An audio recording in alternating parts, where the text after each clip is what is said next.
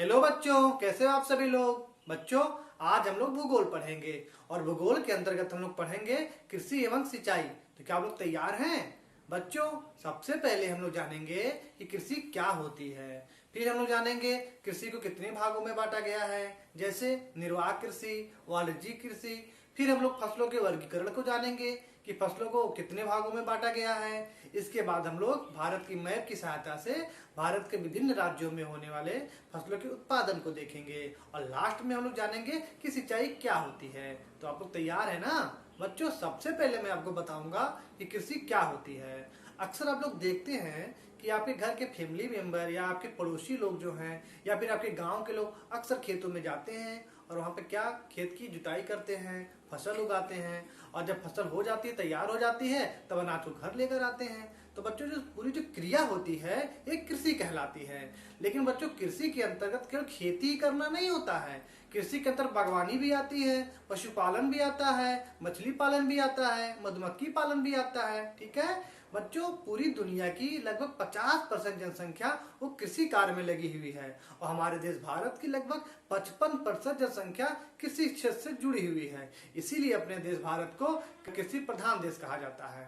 बच्चों, अब आपको हम बताएंगे कि कृषि को कितने भागों में बांटा गया है।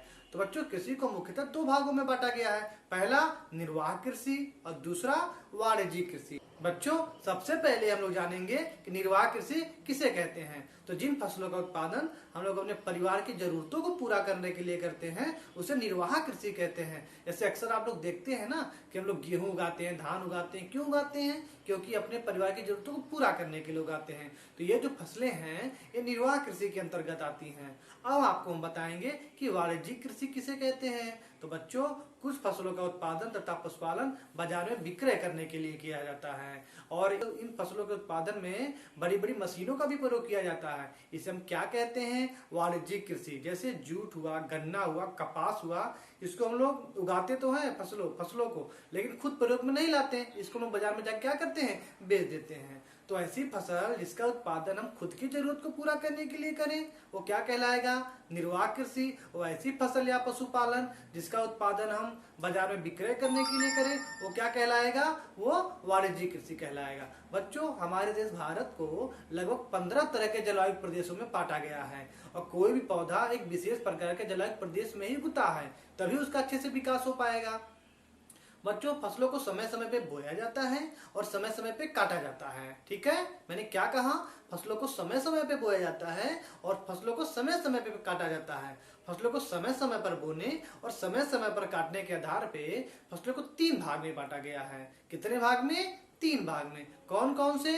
रबी की फसल, खरीफ की फसल और जायद की फसल। बच्चों, सबसे पहले हम आपको बताएंगे कि रबी की फसल किसे कहते हैं। तो वे फसल जिसे ठंडी की शुरुआत में ही बो दिया जाता है और जैसे ग्रीष्म ऋतु की शुरुआत होती है उससे पहले इसको काट लिया जाता है। यानी वे फसल जो अक्टूबर नवंबर के महीने में बोई जाती है और मार्च अप्रैल के महीने में काट ली जाती है, उसे क्या कहते हैं? तो उसे रबी की फसल कहते हैं। बच्चों, मैं आपको 3-4 एग्जाम्पल दूंगा जो रबी की फसल के अंतर्गत आते हैं। जैसे गेहूं, मटर, सरसों, है ना, चना, ये सब किस में आते हैं? ये सब रबी की फसल में आते हैं। अब 3-4 एग्जाम्पल आप लोग अपने घर पे पूछ के लिखिए। अब बच्चों, आपको हम बताएंगे कि खरीफ की फसल किसे कहते हैं। तो बच्चों, वे फसल जो वर्षा ऋतु शुरू होने के समय बोई जाती है और ठंडी शुरू होने के पहले काट ली जाती है। अर्थात वे फसल जो मई जून के महीने में बोई जाती है और अक्टूबर नवंबर के महीने में काट ली जाती है, उसे क्या कहते हैं? उसे खरीफ की फसल कहते हैं। बच्चों, मैं फिर 3-4 एग्जाम्पल आपको दूंगा खरीफ की फसल। जैसे क्या? धान होता है ना, और मूंगफली होता है, बाजरा होता है, मक्का होता है। ये सब किस में आते हैं? ये सब खरीफ की फसल में आते हैं। अब 3-4 एग्जाम्पल आप अपने घर पे पूछ के लिखिए। अब बच्चों, मैं आपको बताऊंगा कि जायद की फसल किसे कहते हैं। तो बच्चों, वे फसल जो मार्च अप्रैल के महीने में बोई जाती है, यानी जब गर्मी की शुरुआत होती है तभी बो दी जाती है और जब फसल तैयार हो जाती है तब इसे काट लिया जाता है। इसे कौन सी फसल कहते हैं? इसे जायद की फसल कहते हैं। जैसे तरबूज है, खरबूज है, ककड़ी है, खीरा है ना बच्चों। तो मैंने फिर आपको रिपीट कर रहा हूँ, मैंने आपको क्या बताया? फसलों को 3 भाग में बांटा है। कौन कौन से?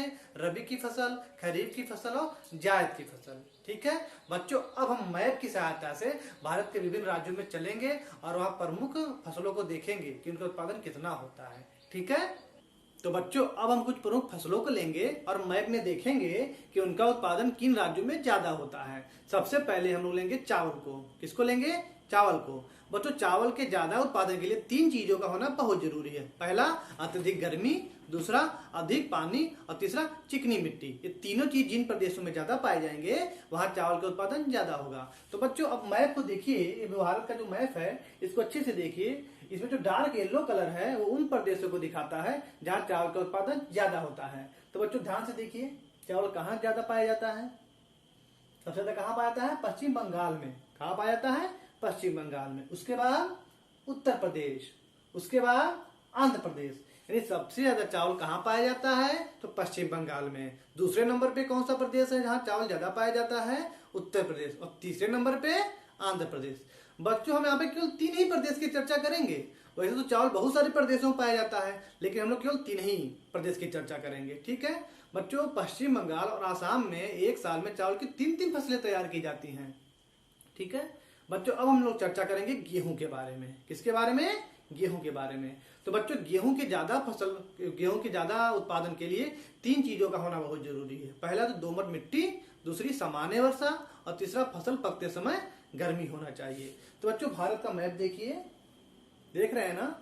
इसमें जो ब्राउन कलर है वो उन क्षेत्रों को दिखाता है जहाँ पे गेहूं का उत्पादन ज्यादा होता है। देख रहे हैं ना बच्चों? तो सबसे ज्यादा गेहूं का उत्पादन कहाँ होता है? उत्तर प्रदेश में होता है, जहाँ पे हम लोग रहते हैं, अपना प्रदेश। कौन सा? उत्तर प्रदेश। उसके बाद पंजाब, उसके बाद मध्य प्रदेश। यानी बच्चों गेहूं का उत्पादन सबसे ज्यादा कहाँ होता है? उत्तर प्रदेश में होता है। उसके बाद पंजाब में, उसके बाद मध्य प्रदेश में। बच्चों अब हम लोग चर्चा करेंगे गन्ना के बारे में। किसके बारे में? गन्ना के बारे में। तो बच्चों गन्ना के उत्पादन के लिए वहां पे नम जलवायु का होना बहुत जरूरी है और उपजाऊ मिट्टी का होना बहुत जरूरी है। तो बच्चों मैप में आप देखिए, जो डार्क येलो कलर है वो उन क्षेत्रों को दिखाते हैं जहाँ पे गन्ना ज्यादा मात्रा में पाया जाता है। यहाँ से देखिए बच्चों, देख लिए। तो सबसे ज्यादा गन्ना कहाँ पाया जाता है? उत्तर प्रदेश में। कहाँ? उत्तर प्रदेश में। उसके बाद महाराष्ट्र में, उसके बाद कर्नाटक में। यानी बच्चों सबसे ज्यादा गन्ना का उत्पादन कहाँ होता है? उत्तर प्रदेश में, उसके बाद महाराष्ट्र में, उसके बाद कर्नाटक में। तो बच्चों अब हम चर्चा करेंगे चाय के बारे में। चाय का उत्पादन होने के लिए 3 चीजों का होना बहुत जरूरी है। पहला कि अत्यधिक गर्मी, दूसरा वर्षा, तीसरा ढालनुमा पहाड़ हो ताकि जब बारिश हो तो उसका पानी रुक न पाए। तो बच्चों भारत में जो आसाम राज्य है यहाँ पे चाय का उत्पादन ज्यादा मात्रा में होता है। इसके अलावा तमिलनाडु, केरल, हिमाचल प्रदेश के भी कुछ क्षेत्र हैं जहाँ पे चाय का उत्पादन ज्यादा मात्रा में होता है। ठीक है बच्चों, अब हम लोग पढ़ेंगे सिंचाई के बारे में। सिंचाई क्या होता है?